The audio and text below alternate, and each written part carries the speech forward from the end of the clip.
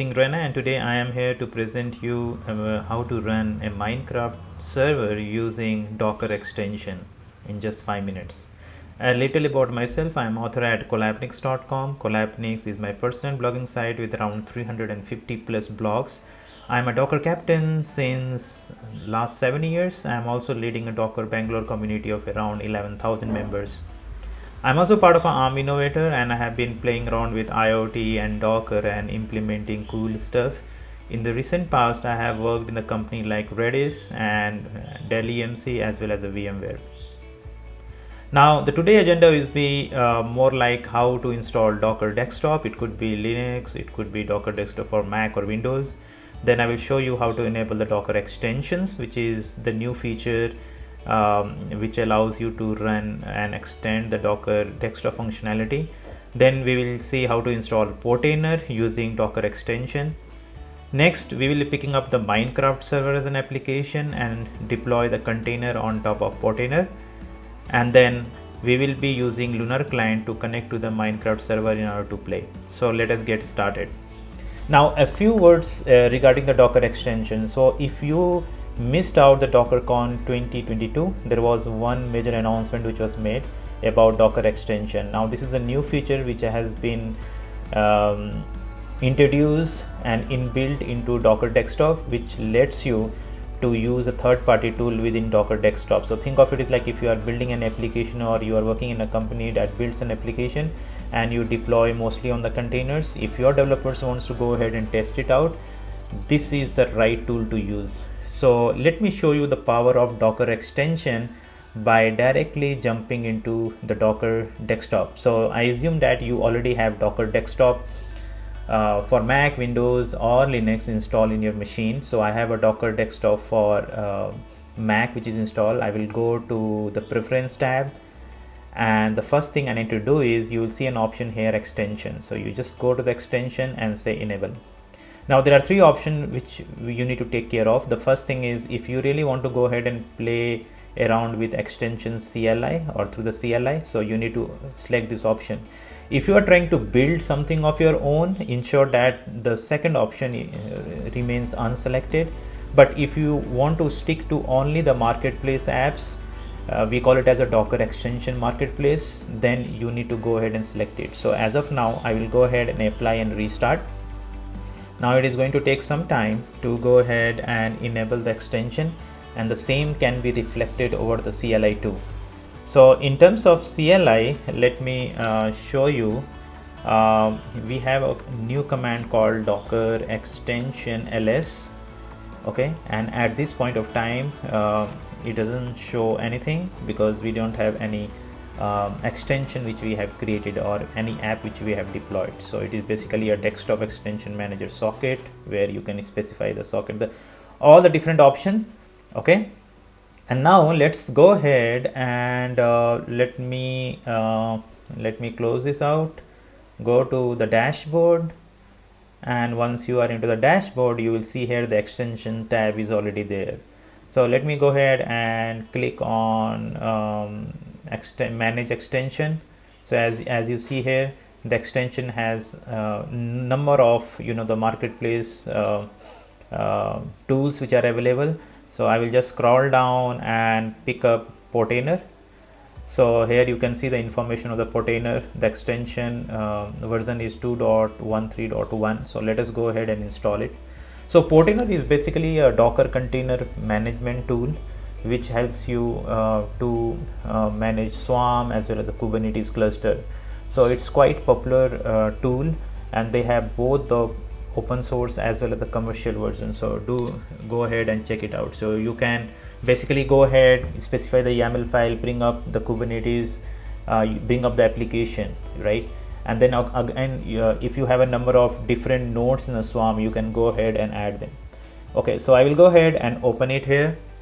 There are two options, get started and add environment. So I will click on get started. So at this point of time, you will see that by default it basically creates one of the stack.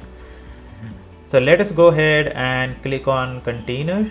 I will go ahead and specify a name called Minecraft. Now this is a very popular image of Minecraft server which we are going to pick it up. Then the next step would be more like how you expose the network port. So if you remember, by default the standard port is 25565, which we specify here, and then you have to scroll down, create one of the environmental variable, if you remember, end user license as true, and then inside the volumes I can go ahead and add a volume by /data and select any of the volumes. There are tons of volumes which I have created. Just go ahead, click deploy the container, and then let's go to the dashboard, look at the different containers here. So you have a Minecraft container, I can see the logs. So right now this particular tool is trying to come up. Meanwhile, what I am going to do here is, let me go ahead and check in the command line, because we have a CLI option too, right? So if I do docker extension ls, it shows like the container is already running here. Meanwhile, what I'm going to do here is I will go ahead and start a Lunar client. Now this is because in order to play the Minecraft, right, you need we already have a server which is running using a Docker desktop extension, and now we need a client. So I will go ahead and click on the Lunar client in order to start it, so that we can play the game in the client, right? So you have a server running on your local host, you have a Lunar client running on again the same machine, and then you are trying to connect it, right? So right now if you see, it is trying to start the JVM. It is going to take a few seconds before it comes up, and meanwhile what we are going to do here is, you can always check the information here. So if you see the whole application has come up, right, and the same thing you can see here in the containers, that it shows that container is already there running, right? You can see the stats. If you see the IP address, it has taken its internal. So so this is the Lunar client which we would see here, and we will try to go ahead and connect it. So when you connect your Lunar client to the Minecraft server, sometimes you don't have to specify the port, it automatically goes and discover that. So let me go ahead, make it a bit large, and then the first thing we need to do here is multiplayer, and add the server.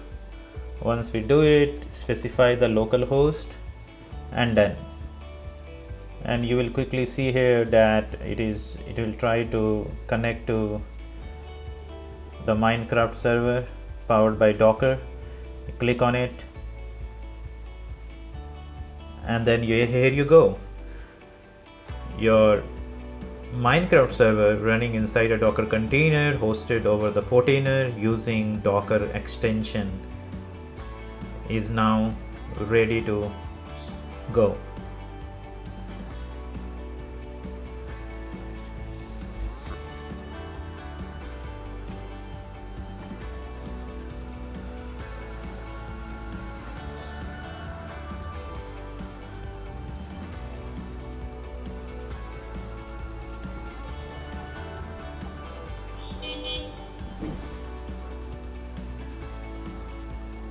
Now I can always go back and try to see, check the logs which this machine is displaying.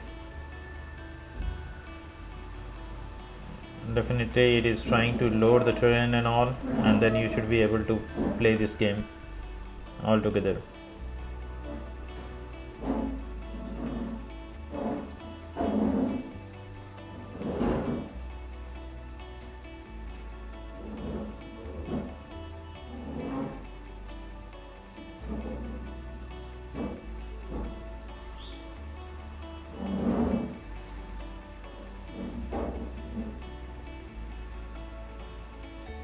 Thank you so much for watching this video. In the next video I'm going to show you, and I will show you the more exciting features around the Docker extension. Thank you.